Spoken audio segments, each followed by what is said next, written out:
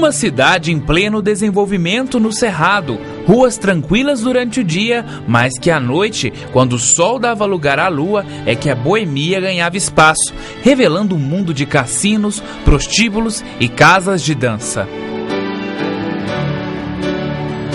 Para relembrar essas histórias da noite de Uberlândia na década de 40 a 50, este professor e historiador escreveu um livro, Ontem ao Luar, o cotidiano boêmio da cidade de Uberlândia.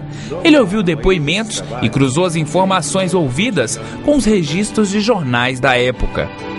De um lado, nós recorremos às fontes textuais, jornais, revistas da época, buscando indícios, sinais do cotidiano noturno existente dentro da cidade. De outro lado, recorremos a depoimentos, a chamada história oral.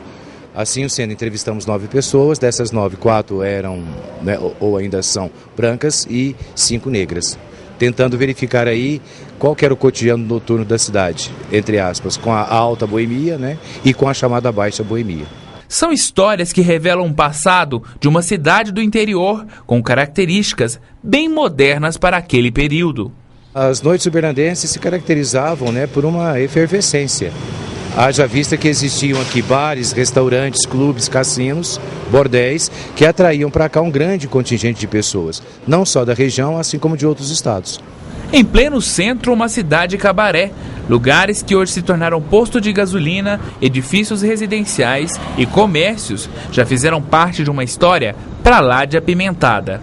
Avenida Santos Dumont, onde ficavam localizados os principais bordéis da região. Depois foi construído o Uberlândia Clube, que abrigava as festas da sociedade uberlandense. O lugar era frequentado pela classe média alta da cidade, e para que ele fosse construído, os bordéis tiveram que migrar para outros endereços. Até a década de 40, 30, a cidade estava praticamente localizada no fundinho. E essa cidade começa a crescer para essa área que hoje nós conhecemos enquanto sendo a área central. Ora, na medida em que a cidade cresce para essa área que hoje nós conhecemos enquanto a área central, era vital, era necessário o quê? Expurgar-se daqui os lupanares, as casas de prostituição. Assim sendo, N tentativas foram realizadas e essas tentativas se encerram na medida em que o ex-prefeito Balvilela consegue retirar daqui a Zona Boêmia.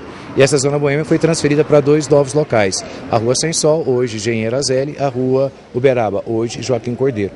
O Uberlândia Clube hoje é tombado como patrimônio histórico do município. Foi palco de noites cheias de glamour, mas também de histórias que relatam os pensamentos da sociedade da época. A Elza Soares foi contratada para realizar um show no Uberlândia Clube, correto? Ao término do show, ela começou a dançar com o baterista da banda, com o baterista da orquestra. Então, imediatamente, um dos diretores da época a chamou num canto e falou: olha, a senhora foi contratada não para dançar, mas simplesmente para cantar.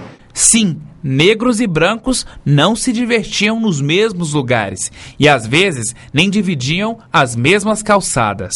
Então sabemos que até 1968 em Uberlândia, na Avenida Afonso Pena, existia aí literalmente uma calçada para negro e uma calçada para branco.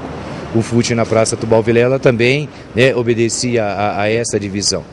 Determinados clubes uberlandenses, não pode-se dizer que o negro não entrava. Ele entrava, mas entrava na condição do quê? Se ele fosse um músico, um exímio músico, o negro entrava o quê? Para fazer o serviço de limpeza, para cozinhar.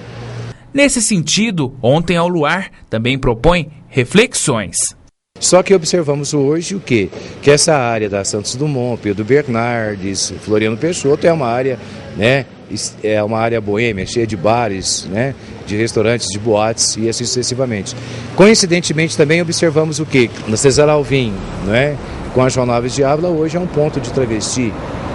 Querendo também, existe ali o quê? Uma área boêmia, uma área ligada à vivência da noite.